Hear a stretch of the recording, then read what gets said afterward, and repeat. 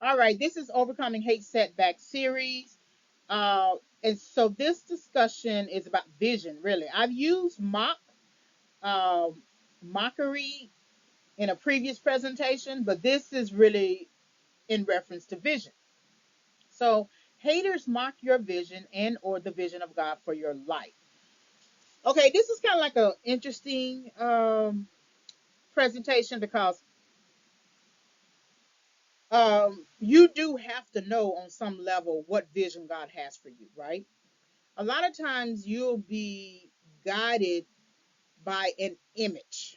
Sometimes you are guided by an image of what you're going to become. Okay.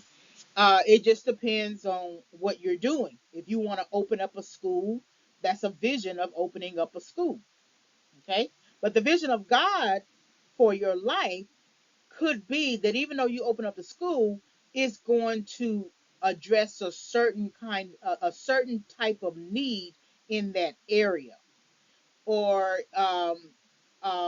based upon your gifts and talents. Like my talent is writing, my gift is teaching. Okay, based upon that gift and talent, God might train you in one environment, but move everything that you learn to another environment, right? And that's the vision of God for your life. It just depends on what it is that you've heard from God, if you've heard from God. But a lot of times you'll get practice on it. You'll just feel compelled to a certain demographic or to a certain neighborhood or to a certain field or something like that. You feel like you are called to serve, right? You see this a lot of times in advocacy work and philanthropic work, and you just say, okay, yeah, they have a heart to like help people and all that kind of stuff. So it's obvious. And then they go to college for it and things like that. And so you got some people who just like advocacy work, but they don't necessarily, sometimes they're not necessarily called. They just want to work in that field. And then you got some people who had the vision of the Red Cross or Salvation Army or Habitat for Humanity. They had that vision. And then you add God to the mix, and it is explosive, right? It is explosive in a good way that you see Habitat for Humanity in multiple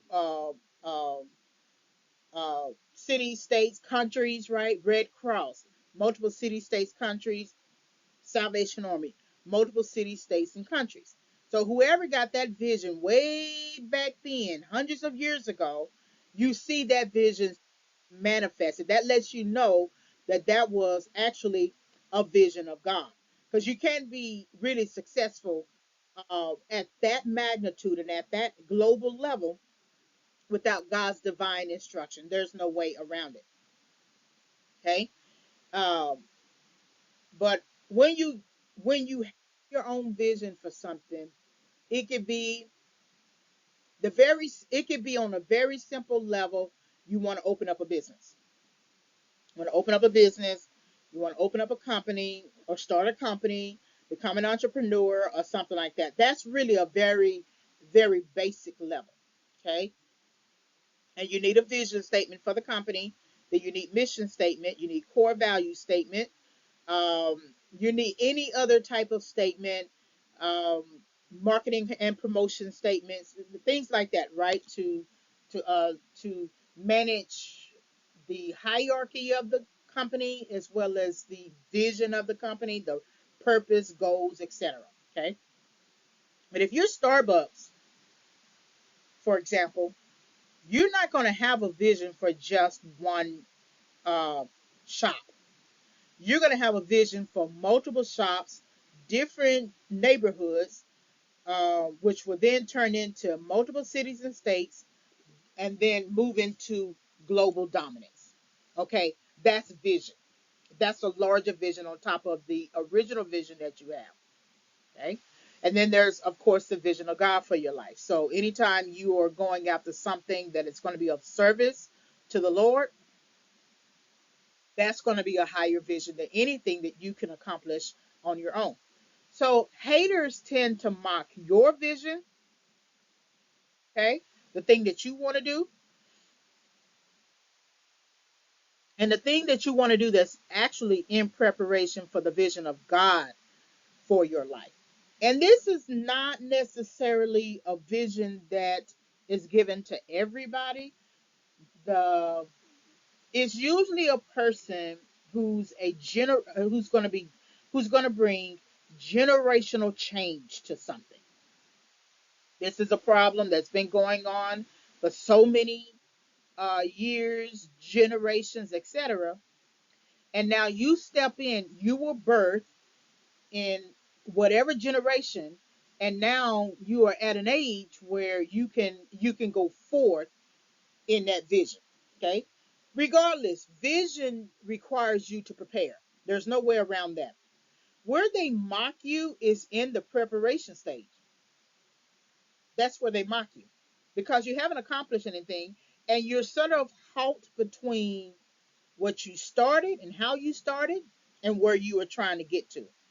And so where you the in between is the preparation. Preparation can be a few months, it can be a year, 2 year, five, it can be multi years, it can be double digit years.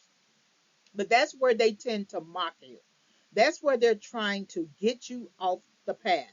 Because then, if you decide to get off the path and not do it, then they have now affected the vision of God for your life. The vision of God is never going to stop. They can hinder it. An enemy, a hater, can hinder it. They can get in the way. They can throw obstacles. They can mess with you. They can get you all turned around, things like that. But whatever God has for you is going to go forth.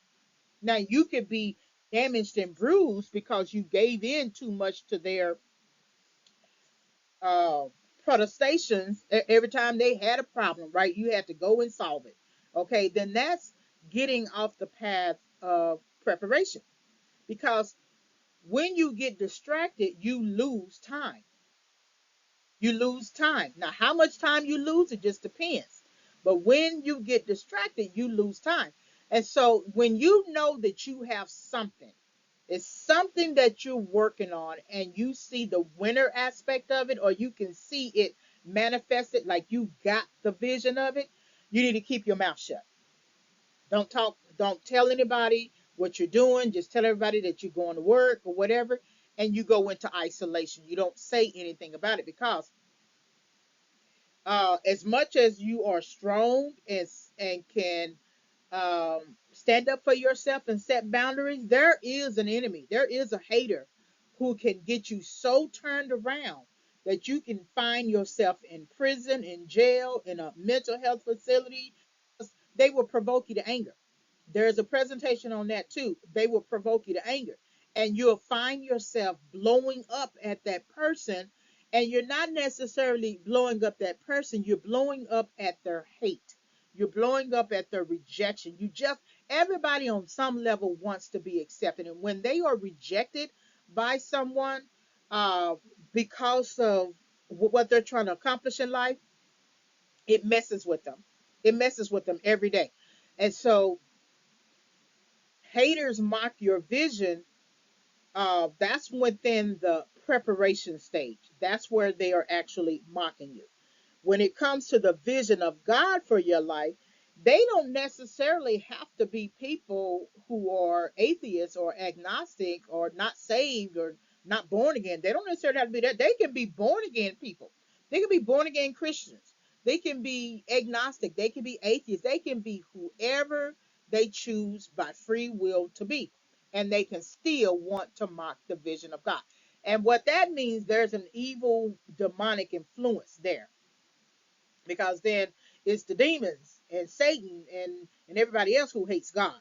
And so they don't want what God is trying to do in your life to go forth, because if it goes forth, again, you could be the generational change. You could be the one that's going to bring change on the earth. That means if it's changed, a lot of times that goes back to truth. And people love to reject truth because it actually requires change. So haters mock your vision. They come at you during the preparation stage because they're trying to keep you from getting to completion, whatever completion looks like. If you're trying to get a business or have a business, you know you need certain licenses, right? You know you need help from an attorney, things like that. Somewhere they'll get in the way of that. Okay, when it comes to the vision of God, it's something that's a generational change that you're going to bring to the earth. It could be marriage restoration, right, and recovery. It could be um, parents and children coming back together, right? Anything where parent is estranged or something like that from a child is some sort of major issue type thing that is larger than life, that requires the vision of God to have an impact on the earth. That's a completely different thing. That's more divine and spiritually inclined. So, Overcoming Hate Setback Series, Haters Mock Your Vision and or the Vision of God for Your Life. Visit ReginaWhiteFavors.com for tips. Thank you very much for listening.